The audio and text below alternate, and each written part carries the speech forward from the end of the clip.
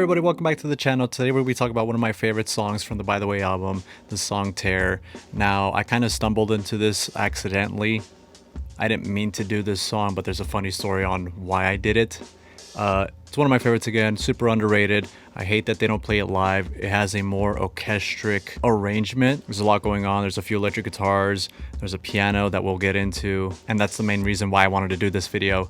Let's get right into it. Now, once I started doing this channel, I started getting into a little bit of synthesis, sound design, that sort of thing.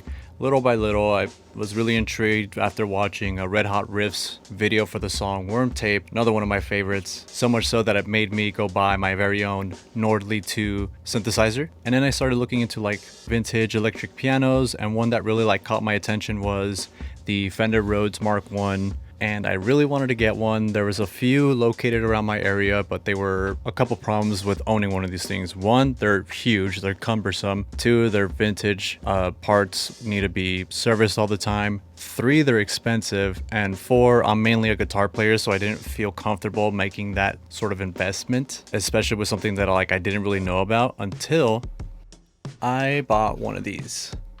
This is a Yamaha Reface CP synthesizer. It has 6 piano voices. Each are a little bit different from each other. They're mainly vintage electric pianos from back in the day. There's a Fender Rhodes setting, and it does the Rhodes thing.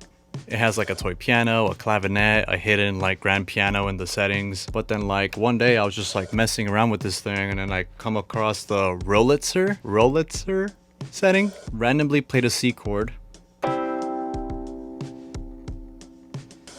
and immediately realized that this is the sound for the song Tear. And then I found the chord, so it's just a C, G, and then an A.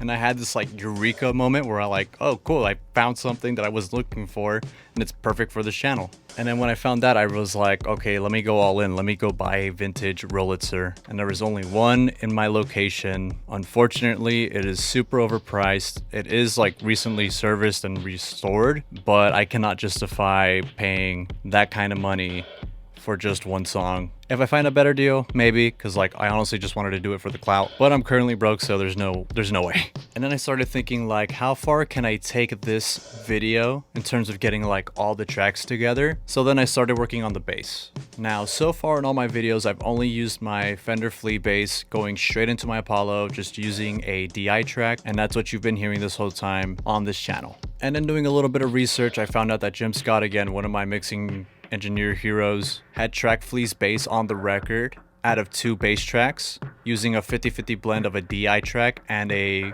mic'd up bass cabinet. So then I bought myself a passive DI box from Radial, which allows me to track the bass just like Jim Scott did back in the day. So then my bass is going to go straight into the DI box. There's going to be a line output going to my Warm Audio preamp, and the through is going to go into my Gallien-Kruger 2001 RB, just like Flea would have used for the record, into a Gallien-Kruger 4x10 mic'd up with a Warm Audio U47 clone, because a Neumann U47 mic was used for the record for the bass.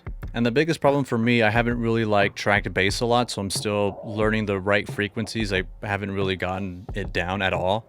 But Flea has this really nice growl. It's mid-rangey, but it still has a ton of bottom end, very tight. And for the life of me, I just don't know how to get that sound right now. So that's the closest I got. But I'm pretty happy with the bass performance, and now we're gonna move on to the guitars.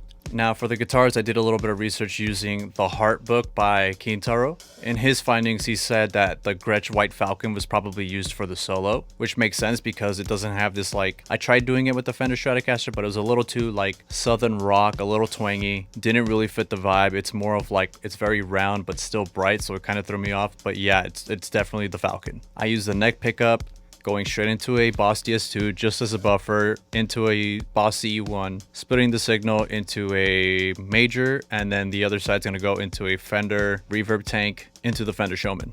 Now for the guitar solo, you can kind of hear a little bit of a spring reverb at the very end. Most of the tone you're going to be getting from the Marshall Major, because it has a really nice round bottom end to it, with just a little bit of brightness coming from the Fender Showman, with just a dash of the spring reverb on top. And then you kind of want to mix the Major a little bit forward and pull back on the Fender Showman. It's the By The Way era, so the signal chain's still going to be the same. 2 SM57s, 2 U87 microphones, 1073 EQs, 1176 compressors, and then I added just a little bit of a secret sauce at the end. I used a outboard EQ unit. I won't tell you what it is yet, but it is going to be used a lot more in the future of this channel, but I'll save it for another video. Which brings me to my next point. So currently right now I've been having a couple of issues with my Marshall Major. This is a 200 watt amplifier. It just does not sound like it's 200 watts. Now I know on paper that doesn't actually mean that much. Something like a 50 watt amplifier versus a 100 watt amplifier, it's only like a 3 to like 5 decibel difference. But something like my Fender Showman that's 80 watts is way louder at half volume than this thing is fully cranked. It's only when like you activate a Boss DS2 where it actually like kicks up, but for a clean signal, it is like non-existent. In order to get a good sound out of this, I have to turn down the second amplifier for these recreational tone videos in order for me to hear this thing. And in the room, it just does not sound good. You don't get the right amount of sustain or attack. So in the meantime, before I get this thing fixed, I'll be using this Marshall Major clone made by Will Galluccio of Triungulo Labs. This is serial number 5. I think I got it like 2 to 3 years ago when he first announced it. I was really excited because I'm a huge fan of Will and his company. I own a lot of his pedals. And if I was going to ever buy a Marshall Major clone based on John Frusciante's tone, it would be from that guy. And one of my first like videos I ever posted that was a long time ago when I first got this thing, I did like a shitty A/B test between the two. Wasn't very scientific. I kind of just got like a looper, played some songs through it, and then played the loops through each of the amps on like different cabs and different cables and speakers. So it was hard to get like consistency because I didn't know what I was doing at the time. I won't do it in this video, but like in the future when I do get this thing fixed, I will do like a fair A/B test video comparison, because as it is right now, this thing will not stand a chance. The Marshall Major that Will made actually has a master volume. It's only at about halfway, and it's still way louder than the 200 watt Major. But this Marshall Major is just a smaller version of its original big brother. Instead of having 4 KT88 tubes that you would find in a Marshall Major, it only runs on 2, and a set of KT88s is probably one of the most expensive power tubes you can buy on the market right now. So that alone like cuts on the cost of owning one of these power tube amplifiers. And then for the interlude part of the song, I did use my Oswald custom Telecaster. The Strat had not enough mid-range for the bridge pickup. When you're playing just the backing track of the chords, it's very faint in the song, and I almost didn't realize it until I almost finished this video, so I kind of just like did it last minute. And then the biggest difference between the solo and this part of the song was that I added a little bit more Fender Showman into the mix, cut out the reverb so it's completely dry. I think I took out a little bit too much low end and didn't boost the mid frequencies enough. I did boost the brightness a little bit, but most of that is coming again from the Fender Showman. But I'll probably do a little bit of post EQing, which is what you'll hear in the final performance. And hopefully I kind of fixed that tone. And after I got the piano, the bass, the guitar, there's a trumpet solo at the end, and it's my favorite part and it's being left out. I don't know how to play trumpet. So a year ago when I decided to make this video, I bought a used trumpet off Facebook Marketplace and learned how to play the part kind of. Now I don't have the trumpet chops like Flea does, who has been playing, trumpet since he was 8 years old. I was in marching band a little bit, but I only played trombone and baritone, and those instruments have a wider mouthpiece, and the embouchure of your lips is a hell of a lot looser. Very hard to get the right position going from something, huge to small. And I didn't really practice a lot, honestly. It's a very simple trumpet part, but it's just like those high octaves were like really hard for me, because you have to like pucker your lips very small in order to reach those notes. But I practiced like here and there for like a year, and then like really pushed myself just to record that little section. That's as good as it's gonna get for a very long time. And I hope you guys like it, because it was a real treat for me. Alright, this is the trumpet I got. It is a Getzen. It is a Getzen Eterna. I think it's an S200 model. It's a student grade model. The guy had it since the 80s when he was in marching band. This thing's absolutely disgusting. I got it filthy cheap. Came with the original case. The best thing I can do right now is play you a scale.